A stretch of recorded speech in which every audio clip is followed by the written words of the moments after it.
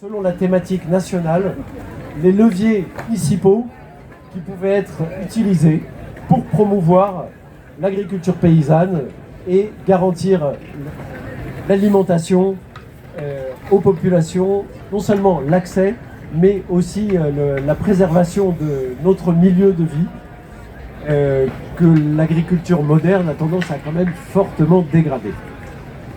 Cette troisième table ronde est donc axée principalement sur l'eau et la santé, et donc la lutte contre les pollutions modernes. Gaspard, et merci la conf pour cette invitation.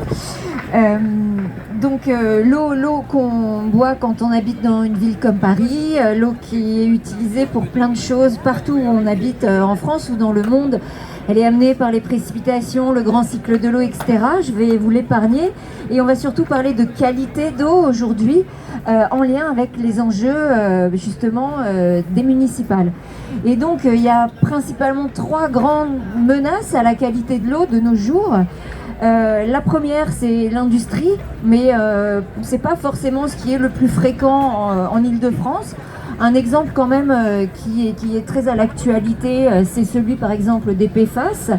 C'est pas des pesticides, c'est des matières chimiques très rémanentes et qui sont produites en grande quantité par exemple au sud de Lyon et donc qui contaminent les sols, l'eau et les écosystèmes.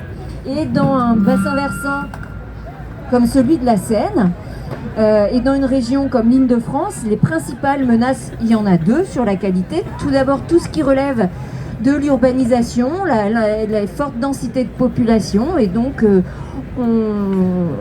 nos eaux usées abîment la qualité de l'eau. Donc il faut des usines qui vont pomper l'eau, soit dans les nappes, soit dans les cours d'eau, pour produire l'eau potable, après traitement, parce que l'eau j'ai plus nulle part de bonne qualité. Cette eau est amenée à vos robinets, et puis après les usages, la qualité est dégradée, et avant d'être restituée dans les milieux, donc dans les rivières, elle doit être retraitée. Donc c'est le traitement des eaux usées. Il y a aussi tout ce qui est imperméabilisation, qui favorise que les résidus de pneus, de voitures sur les routes vont se retrouver dans les rivières. Donc ça pose des problèmes de qualité d'eau importants. Et par ailleurs, dans notre région, l'autre menace sur la qualité de l'eau, c'est l'agriculture industrielle chimique. Donc toutes les agricultures ne sont pas à mettre dans le même panier, évidemment. C'est les intrants chimiques, que ce soit engrais, azotés, phosphatés, etc., et pesticides, qui vont polluer l'eau de manière diverse selon les molécules. Longtemps, on a supposé que la qualité des eaux souterraines était de meilleure qualité que la qualité des eaux de rivière. Force de mettre des polluants dans les sols et qui s'infiltrent certes très lentement, mais ils s'infiltrent sans qu'on puisse l'empêcher vers le bas. Ils finissent par arriver dans les nappes phréatiques qui se chargent de plus en plus en contaminant de toutes sortes. Au point que depuis 2000, donc depuis 25 ans, chaque année, 60 captages d'eau potable dans les eaux souterraines en France doivent être fermés parce qu'il y a trop de contamination, soit par les nitrates, soit par les pesticides, soit par les deux, soit par d'autres substances indésirables. Et donc depuis 25 ans, c'est 5% des captages d'eau potable qui ont été fermés. Et il n'y a aucune raison de penser que les choses vont s'améliorer dans l'avenir, à moins qu'on se prenne très très sérieusement en main tous, à la fois les agriculteurs industriels chimiques, les consommateurs, et puis tous les électeurs qui, dans 3 semaines, iront mettre leur bulletin dans l'urne. Bonjour à toutes et à tous. Effectivement, moi je vais essayer de vous parler de la qualité de l'eau au robinet. En Île-de-France, par exemple, il y a un grand syndicat qui s'appelle le syndicat des eaux d'Île-de-France, qui est dans une centaine de communes autour de Paris, qui est avec la multinationale Veolia depuis plus de 100 ans. Voilà. Donc ce grand syndicat, lui, son leitmotiv, c'est on va vous faire une eau ultra pure. Donc on va vous mettre un dispositif, un nouveau traitement qui s'appelle l'osmose inverse basse pression. Alors qu'est-ce que c'est l'osmose inverse basse pression? Pour aller vite, c'est comme le dessalement de l'eau de mer avec l'eau douce. Le dessalement de l'eau de mer, vous savez, vous mettez de l'eau sous pression, vous la faites passer à travers une membrane. D'un côté, vous avez des saumures salées et de l'autre, vous avez de l'eau douce. Là, c'est de l'eau douce, pareil, à travers une membrane, mais alors encore plus petite, pression pareil. Et d'un côté, vous avez de l'eau où il n'y a plus que la molécule d'eau. Et de l'autre, vous avez ce qu'on appelle le concentrat, donc tous les polluants, mais aussi les sels minéraux. C'est un processus extrêmement sophistiqué et extrêmement coûteux. Hein, là, on parle d'un investissement de plus d'1 milliard d'euros pour les 3 usines de ce syndicat en région parisienne. Donc vous voyez au passage, hein, c'est les pollués qui sont les payeurs. Hein. Vous savez, on a toujours ce truc pollueur-payeur. Non, là c'est pollué-payeur. Les fameux concentrats, ils sont rejetés dans les cours d'eau. Donc la pollution n'est pas détruite, mais elle est transmise en réalité. Donc on continue à polluer. C'est beaucoup plus de dépenses d'énergie, donc on multiplie par 2 la consommation d'énergie des usines. On prélève plus d'eau et également on émet du CO2, des gaz à effet de serre dans le processus de production de cette eau, ce qui n'était pas le cas avant. Comment on peut faire autrement? On a en Ile-de-France l'autre exemple qui est celui d'Eau de Paris, qui est dans une approche à la fois préventive et curative. Une approche préventive, qu'est-ce que ça veut dire? Ça veut dire qu'on essaye d'améliorer la qualité de l'eau en amont. On essaye d'améliorer la qualité de l'eau dans l'environnement. Et donc, Eau de Paris, alors maintenant, ça fait un moment, hein, donc Eau de Paris, aussi c'est le modèle public. Vous voyez, tout à l'heure je vous parlais d'un modèle privé marchand, là on est dans un modèle public.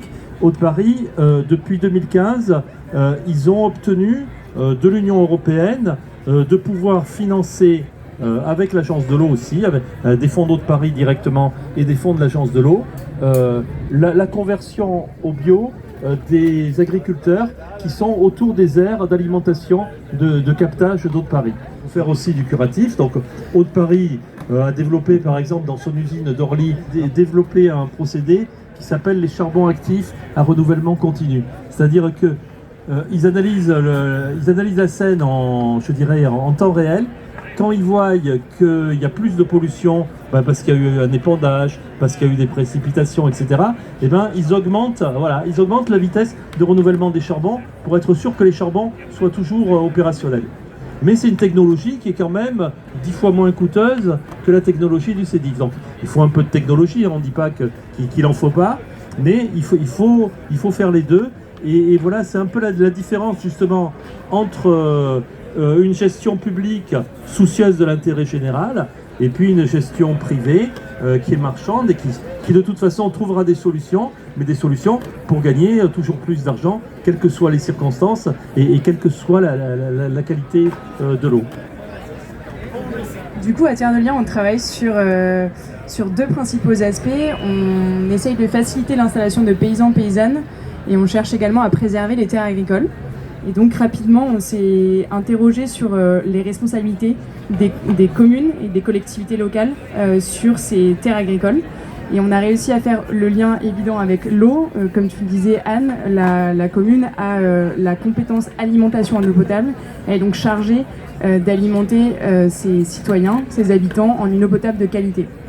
Et donc au regard de cette compétence et cette obligation, on a considéré que la commune avait tout intérêt à investir les questions de foncier agricole et donc à se poser à son tour la question de qui est propriétaire, qui est locataire, comment sont exploitées les terres sur les territoires où sont pompées l'eau pour alimenter les habitants par la suite.